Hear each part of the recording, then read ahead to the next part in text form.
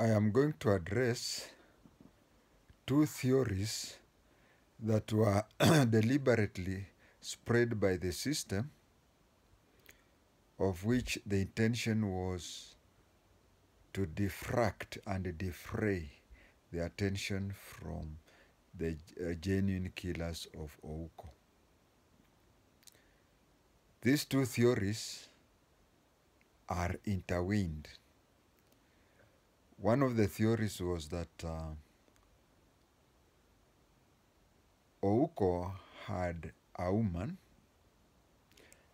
had a second family, and that the rivalism between the second woman and Christabella may somehow have brought in the death.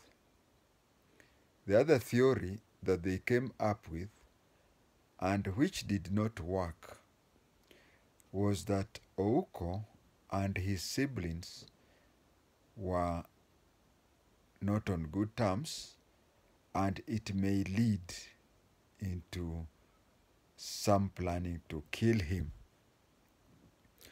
One thing that I want to tell my viewer is that if you want to know that a certain death is a political assassination, one of the simplest theory is this. Just take yourself wherever you are. Take it that something has happened to you. And the same thing has happened to a rich person or a prominent person or a politician. For example, your house has been broken into, and a famous politician's house has been broken into. The way the police will swing in for this prominent person is at a very alarming rate. On the other hand, take it that a person from your family has died, and also a person from a prominent politician, businessman, or so on. Somebody has died in that family, and you find that the government does not solve that problem. That is a sure way of this prominent person has been assassinated. Now,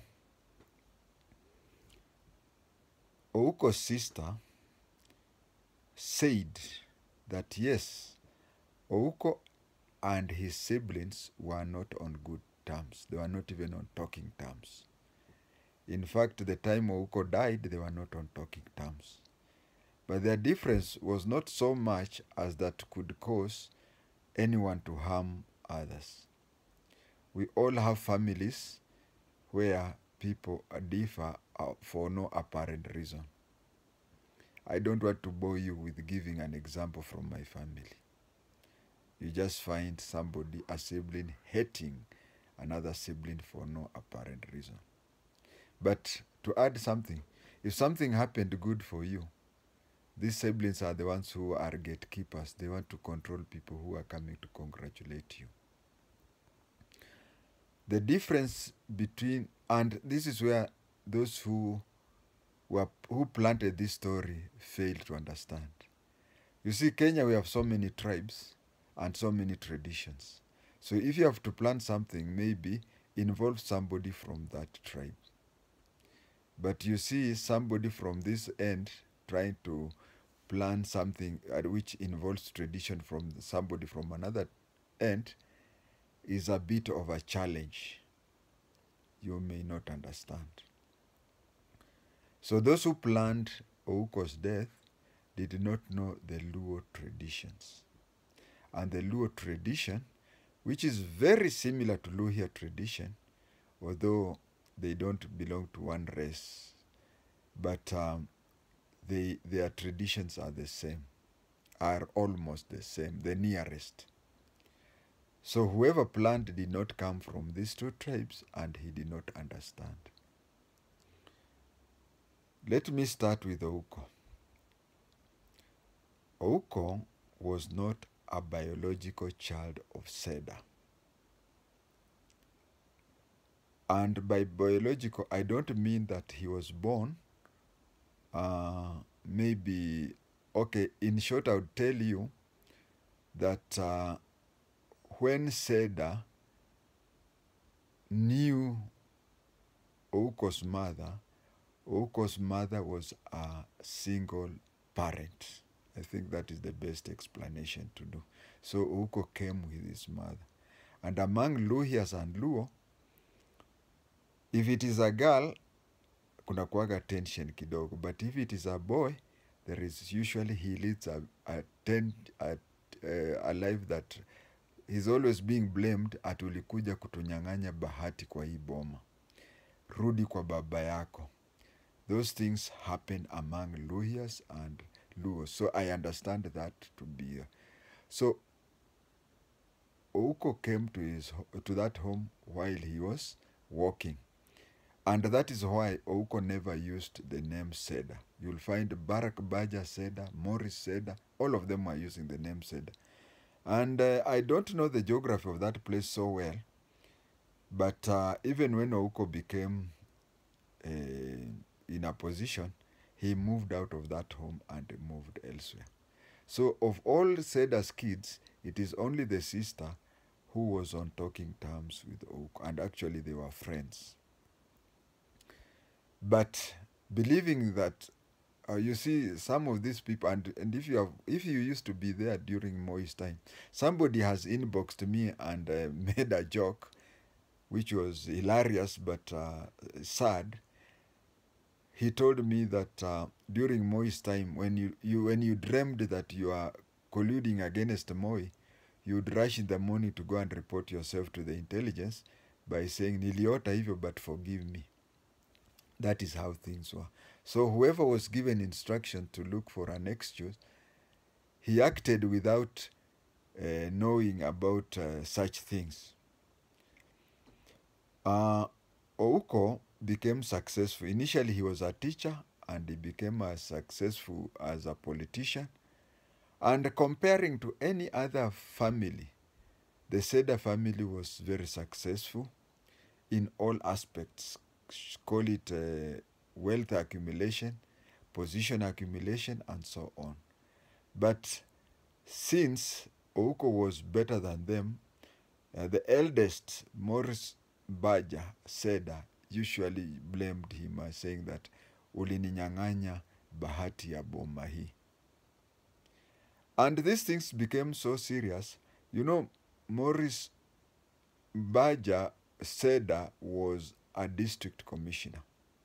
And during those days, we used to have, during Kenyatta's time, we had 6 out of 8 pieces were from Kiambu. 6 out of 8.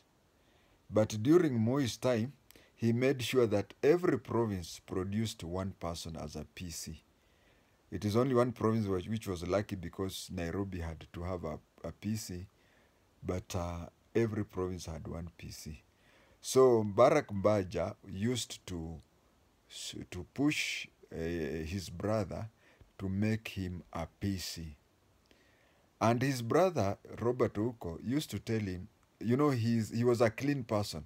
He was somebody who did not like shortcuts. He is somebody who did not want to misuse his closeness to the president. He said, just apply for yourself. And what happened? Barak Baja was removed from the district and he was made an undersecretary in, I think, the Attorney General's office. So that difference was so big that it was known in the intelligence, and that is how they planned to make it. And I think that was, sorry for the use of the word, but that was a stupid move.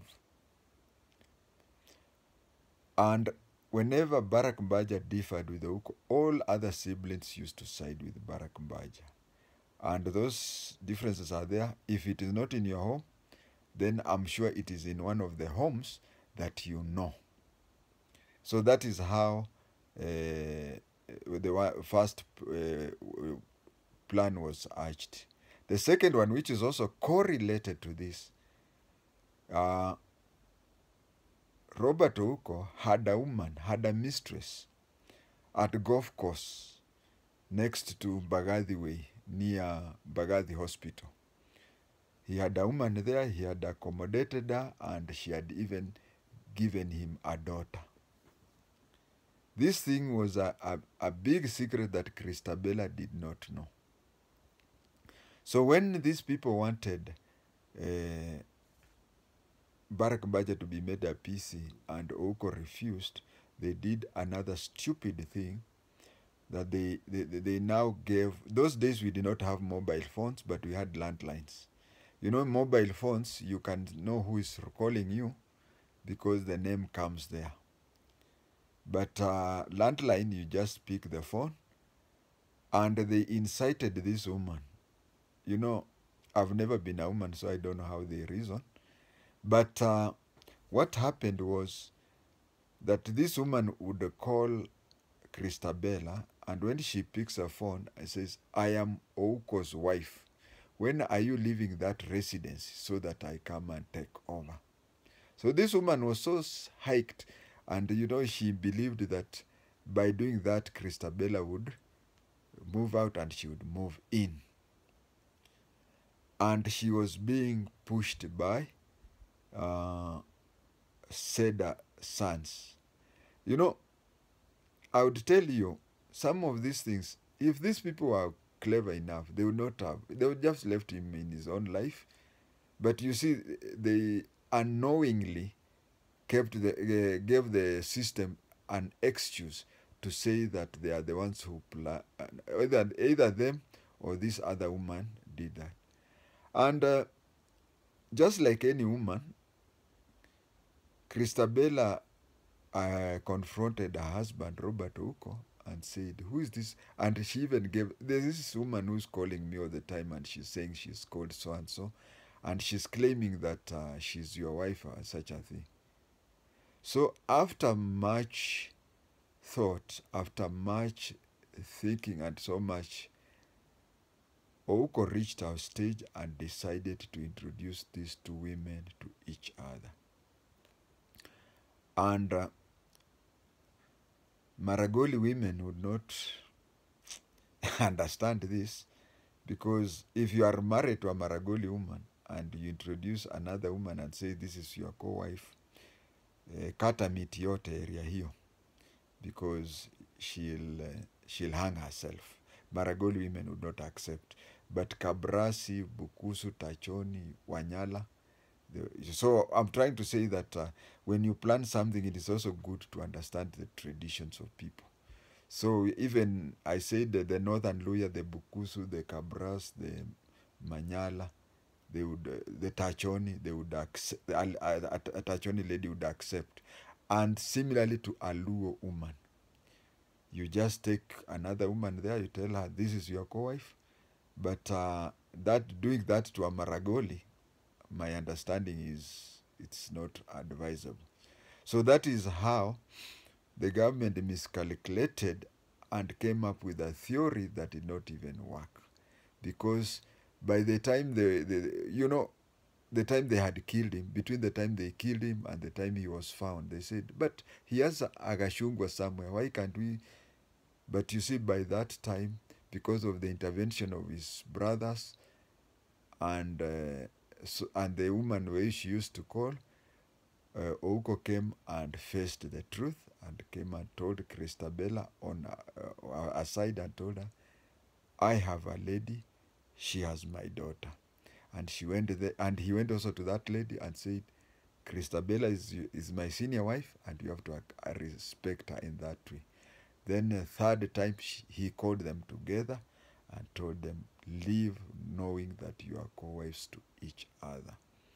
So that is what happened, and that is how the issue was brought in, the issue of trying to bring, to show that the issue of co-wife is, maybe the person who organized was a Maragoli, because he would have thought maybe such thing. I'm only speculating, but I'm trying to say that it was so poorly done, because even before he died, he had come to accept his situation, and he had even called the two women and made them recognize each other and accept each other.